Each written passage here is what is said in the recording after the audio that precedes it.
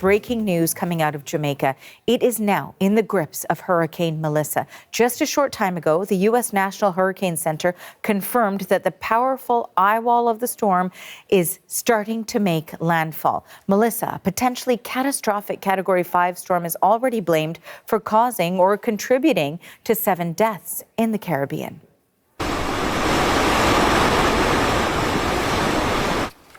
The vast and slow-moving storm is starting to turn northwards over the island nation, packing winds of nearly 300 kilometers an hour and unleashing rainfall of up to 1,000 millimeters.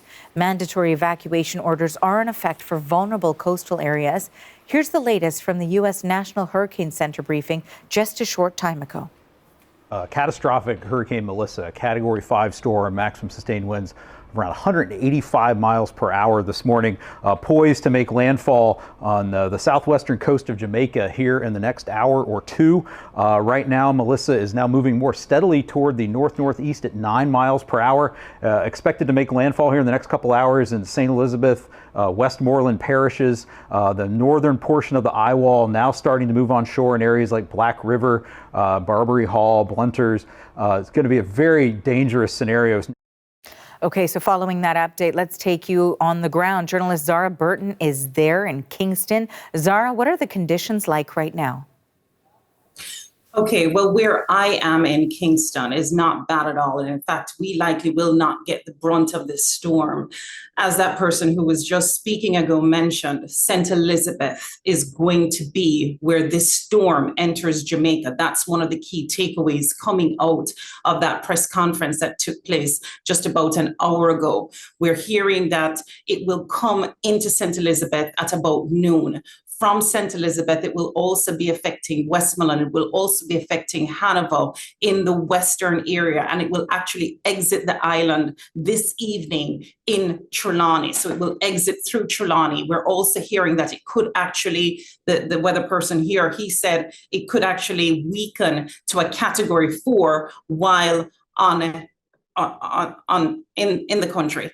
I want to also point out that at the press conference today, he pointed out that certain residents in St. Elizabeth were actually this morning calling for evacuation, calling for transportation service to get to shelters, and that was in fact accommodated. Those requests were accommodated. He said that had paused, but because we still have a little bit more time before noon, because right now it's about 11 o'clock, he urged people and the councillors, local government officials, that if they can get people to stronger shelters, they should certainly try to do so. At this point, as Darrell Vaz, one of our government ministers, pointed out, it's a race against time. Those of you who are still not taking it serious, you have but a few hours. And as I said before, based on what Evan said, the low-lying areas are going to be badly affected. Seek to go to higher ground and protect yourself and be smart. Again, commit to be here right through. And of course, if we work together, we will get through this once again. God bless Jamaica and keep safe. But as we know, the Prime Minister has said no infrastructure in the Caribbean, not just Jamaica, but in the Caribbean can withstand a Category 5. We are expecting structural damage. And now, Zahra, we also heard right there from one of the government ministers urging people to take this seriously. What else are officials telling Jamaicans and visitors as this dangerous hurricane approaches landfall? Well, we have about 25,000 tourists. That's another key point coming out of the press conference a moment ago. And what they were saying is that, some of the tourist areas will be impacted. So for instance, Montego Bay Airport, where most of the visitors to our island come through, that's in the parish of St. James to the north.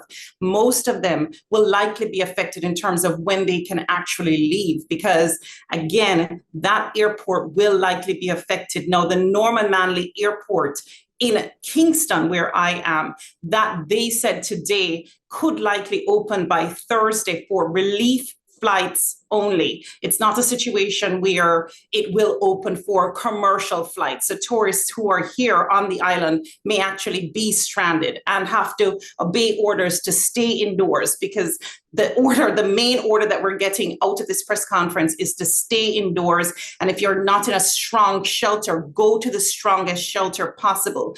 On those relief flights, we don't even know if those definitely will happen, because when I spoke to the head of the weather service here in Jamaica, Evan Thompson, he was saying that it's not just going to exit and that's the end. It's actually going to continue for another 2 days in terms of the conditions for heavy rain and heavy wind. And so commercial flights may still have some time before they can actually take off.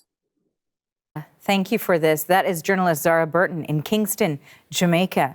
And a note as well on this developing story, we've just heard a message that was put out from the National Hurricane Center, and the update is that the eye of Melissa is approaching the southwestern coast of Jamaica, and the message here also says stay in your shelter. So, of course, as we know, as we've been hearing, Jamaica continues to brace for Melissa's arrival as it is starting to make landfall now. We will continue to follow this breaking news story.